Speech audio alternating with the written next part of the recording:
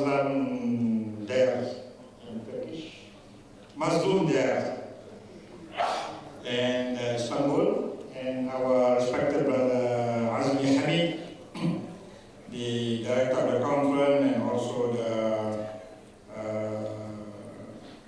director of MAPIM, respected scholars of Islam, al-ulama al-fadil, respected brothers and sisters.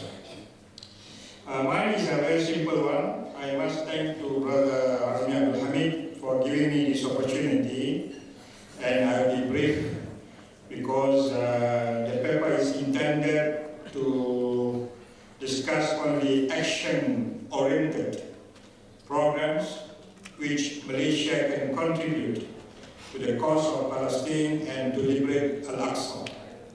And I have mentioned the two important sources from the Quran, Bismillahirrahmanirrahim, أن هذه أمتكم أمة واحدة وأنا ربكم فاعبدون, and in other words, وأنا ربكم فاتقون. Verily we are indeed one ummah. And another hadith of Prophet Muhammad sallallahu alaihi wasallam, who says, من لم يهتم بأمر المسلمين فليس مني أو فليس منا كما قال.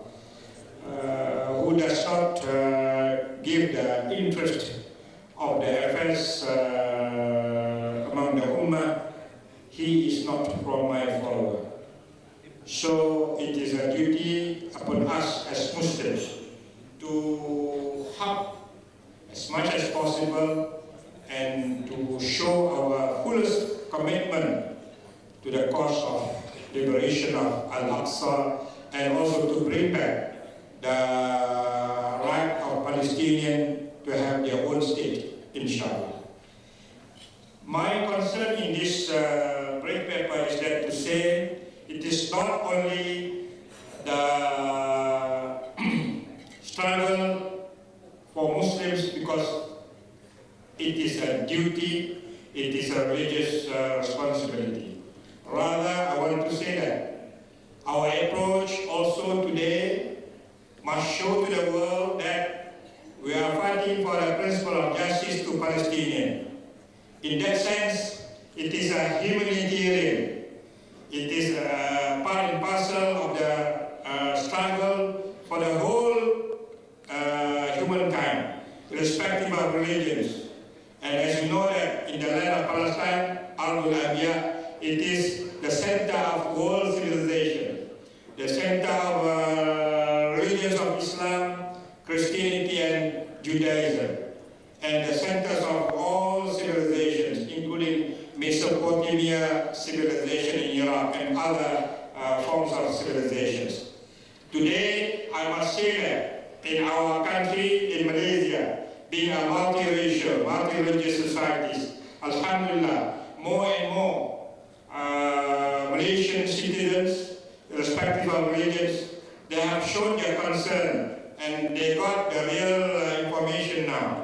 No more fabricated by the Western-centric media that the struggle of Palestinians, it is the struggle of humanity. So this is good, and we must encourage as much as possible this spirit of humanity to be cultivated among the younger generation of Malaysia, in particular, through NGOs, which can play a very effective role. We cannot depend on government alone. As you know that in my paper I say that they invited Khalid Mish'ar come to Malaysia recently under the pretext of the ruling party UMNO. But at the same time, they are still not recognizing Hamas until today. They recognize Fatah, but the Muslim Ummah, including majority of Muslims in the country, demanding the government of Malaysia, who claims that they are the champion of Islam, to recognize Hamas. But until today, يَقُولُونَ مَا لَا تَفْعَلُونَ. They just say that we have invited Khalid Mish'ar, the leader of Hamas, and they show Khalid Mish'ar on TVs, in media during UMNO assembly, but until today, the Malaysian foreign policy in the Middle East, including in the case of Palestine and Baitul Aqsa, still in limbo. I may say that if we compare to the era of Mahathir, despite the fact that we have differences with Mahathir, and it can be better than the present policy of Malaysian government. I say that they are in limbo, no commitment. And they just say that we are supporting the struggle of Palestinians, we are supporting Hamas, but they are not really committed to the cause of struggle of Palestinians. So, I want to say also in this short paper that my concern is how to make the youngsters in the country, irrespective of religions, in schools, in colleges, in universities, to be aware that they are the future of leadership in the country, to disseminate the idea of liberation of Al-Aqsa and also the struggle of Palestinians, and to continue the struggle. In that, I am also in favor in what will be also perhaps resolution of this conference, that we must also include in the school curriculums, colleges curriculum, university curriculums, and co-curriculum, the need to talk, the need to educate our youngsters the importance of Palestinian struggle. Because we are now facing a lot of challenges, internally and externally. We cannot reduce the high spirit of this Palestinian struggle at the moment, because as I said, that perhaps because of challenges of materialism, globalization, the onslaught of Western media, which our Professor Muhammad Bakar spoke this morning. After the Cold War, the cost of Palestinians has been reduced a lot. So we want to continue that. The spirit of Palestinian struggle will continue as what we can do from the Malaysia's perspective.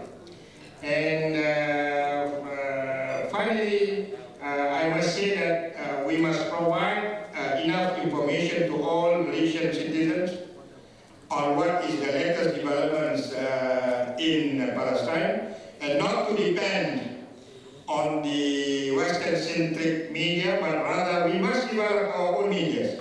And for that, I think we have some improvements today because of our advancement in IT, that Malaysia also can play this role through the network of our brothers and sisters in the Middle East, in Palestine, and we can use as much as possible all the update medias through ITs where the dissemination of information is important, so that awareness of Malaysian people on this Palestinian struggle can sustain and will continue forever.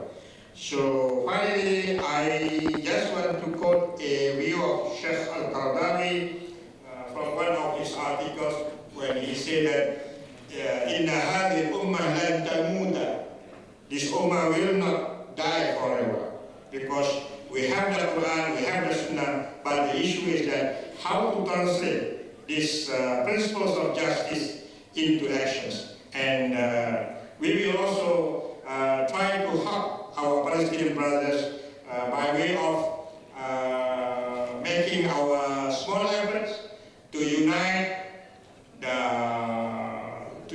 Ummah in order to liberate Al-Aqsa and also Palestine, and to reduce differences of different madhahib, so that we will see more productive activities in the very near future. Thank you very much. Wassalamu alaikum wa rahmatullahi ta'ala.